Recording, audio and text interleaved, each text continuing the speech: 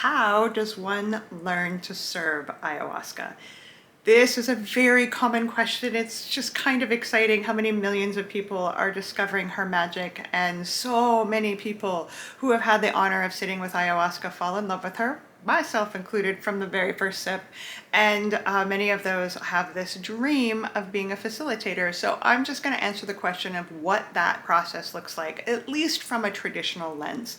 We live in a very modern and ever-evolving world, and so what I'm going to describe today isn't the only way, but it is the way that's been used and trusted for thousands of years, and so I kind of view it as the authority around how to learn to serve ayahuasca. So there are multiple traditions, really all across South America, that have been working with ayahuasca for centuries. The one that I study under is called the Shipibo-Conibo, and also some elements of Quechua Lamista.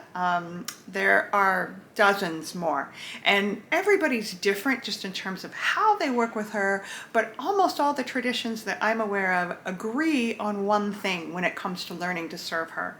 Well, many things actually. First of all, that it takes a lot of time, and it takes a process of an old school apprenticeship.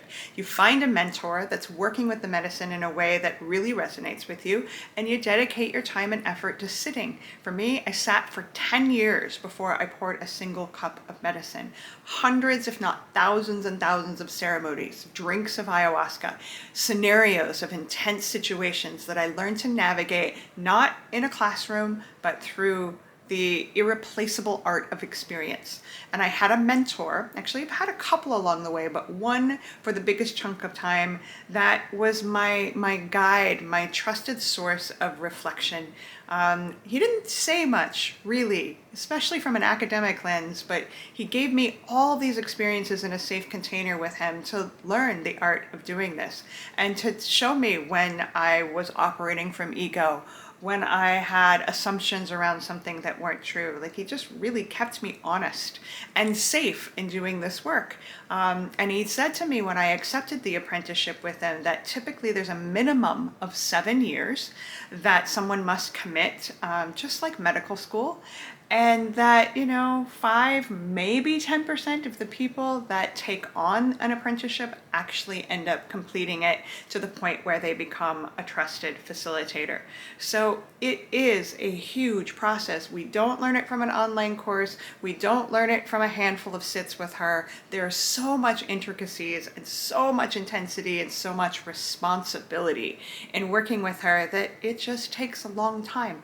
I sat next to a gentleman once who had been working with her and apprenticing for 25 years and had still not poured a single cup.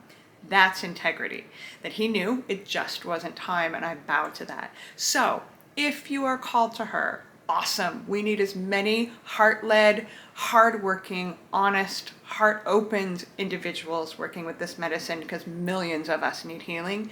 Please, please, please don't rush the process. People that rush the process, they put the rest of us in danger, because one reckless person who harms somebody gives the rest of us a bad name. So take your time, find a mentor that you adore, sit many, many times over, ask questions of people like myself that have been doing this for a while. We might not have the answers, but you're still free to ask, and really develop a relationship with ayahuasca that is so intimate, you feel like you know her sometimes better than you know yourself.